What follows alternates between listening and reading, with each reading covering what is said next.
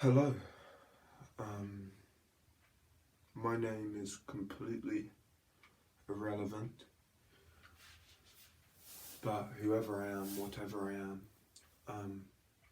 I want to talk to you today about the ego um, and the dangers of the ego, as the title would suggest. I'm going to start off at the start, the very beginning, chronological, which makes sense to our human minds. But where does the ego come from? If it's not natural, where does it come from? If it wasn't born with us, where does it come from? It is essentially taught to you. You are given by your parents a name, and with that name comes a bunch of accomplishments, achievements, things you've done, emotions you've felt, and that begins to form the person you believe you are. That is what the ego is. You have this sense of all these things in your life that have led up to this point, and that makes up who you are in that moment. When really, and I'm not going to get too deep into this, but really we are empty. Everybody has the capability to do anything. You believe you're a good person, you can also be a hateful person, but that doesn't matter. That's for another day. That's what the ego is. Okay? We all know what an ego is. Sometimes when I say, "Oh, you have an ego," people think it's a negative thing, and it's not. You can have a completely healthy ego and live a completely healthy life. And it's just about checking the ego. You have to check. We are in a state of duality.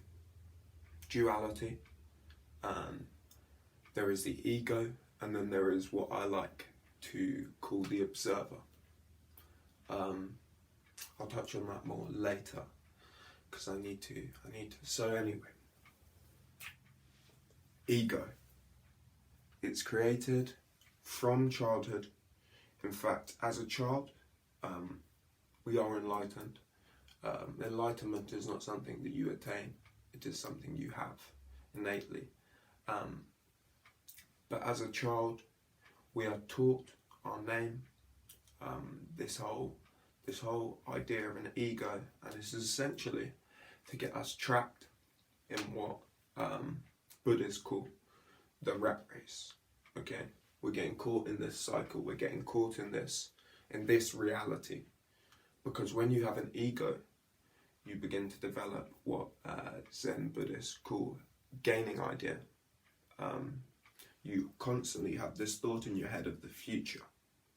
You're constantly thinking about where you want to be, what you want to be doing in the future, and that means you're not here now. You're not present. We're never present and conscious in the moment. But you can be. You can be, and that is what the true goal is. That is what our natural state is. Our ancestors back in more primitive days, before we had all these distractions, all these modern day things, we would have been ever present in the moment because you had to. These days, when we slack off, when we lose concentration and let our thoughts run wild and forget to think about the present, there is no real danger. You know, when you're driving your car, okay, that's probably the only time we need to concentrate. And even then, people don't. People sit on their phones and stuff, and that just goes to show how distracted we are as a populace. Big words, well done.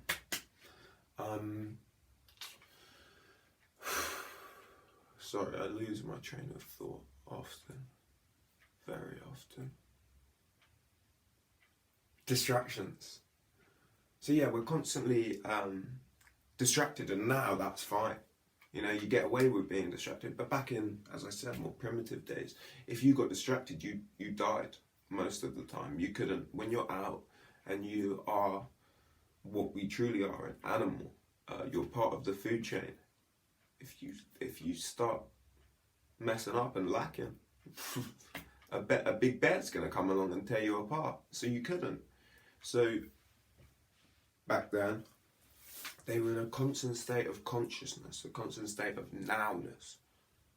And that's what we naturally are meant to be. If we didn't have all these distractions, we would be free to just think. If we didn't have the ego, we would be the observer. And what the observer is essentially the thing. I don't know if I touched on this. I think I did touch on it briefly, but as I said, I lose my train of thought and I have a very bad memory. But the observer, and the observer is what is hearing all of your thoughts. All of your thoughts that are generated by the ego. The observer is what hears them. Okay? The observer is what beats your heart. The observer is what makes you breathe. You weren't conscious of your breathing until I just said it. You know? You just breathe. Your ego doesn't have to think about breathing. Your ego's busy thinking about all these other petty, stupid things, while the observer just sits in the background and makes sure that you're alive. The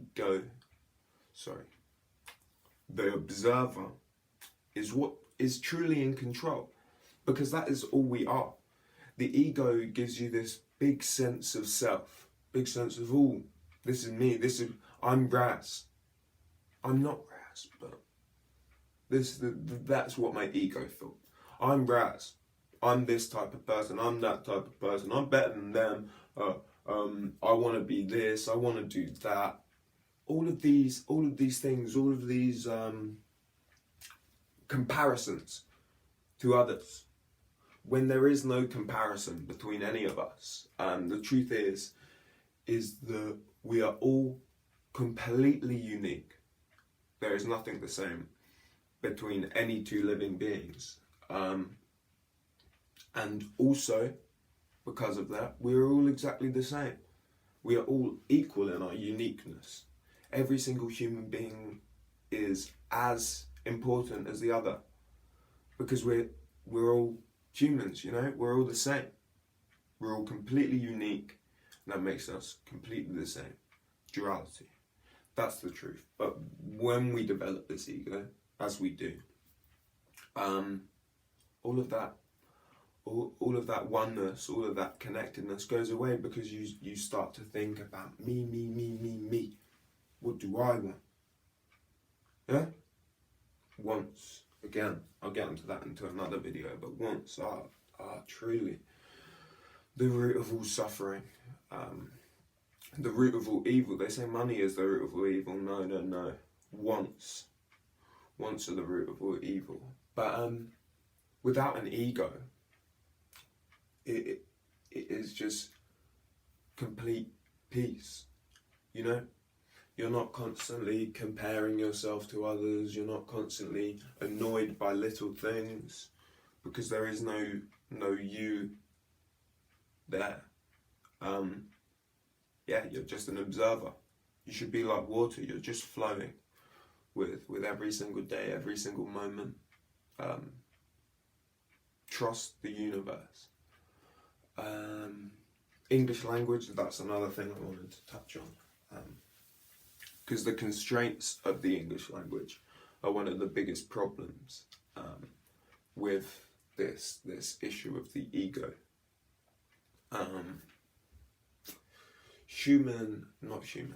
English language. I don't know if I was saying human before, but English language specifically, we have the problem of the I and the you. We have to, in English language, have a giver and a receiver. In order for love to exist, and you should go and listen to Alan Watts, not me. You shouldn't be listening to me talk about this right now. Alan Watts is far more eloquent. But we have this idea that in order for love or anything to exist, there has to be an I and a you. But that's not really what is going on. When you say love your mother or your partner, it is not that you are loving them, it is just that love is there. There is no real you and them. It's a hard concept to grasp. But you should just see yourself essentially as a piece of the puzzle. We are all just cells in one big organism that is the universe, the multiverse, reality.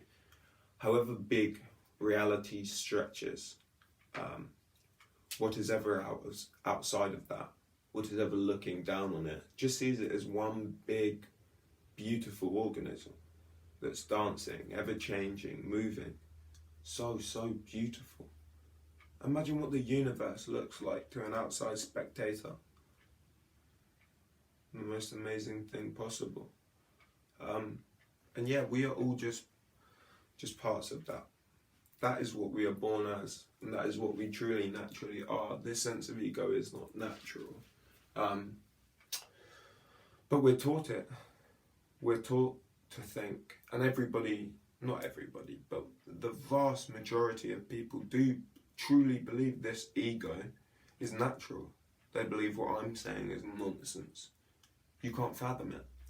But I assure you, if you begin to meditate, search up a video on YouTube, there's multiple different methods. It doesn't matter. Try multiple.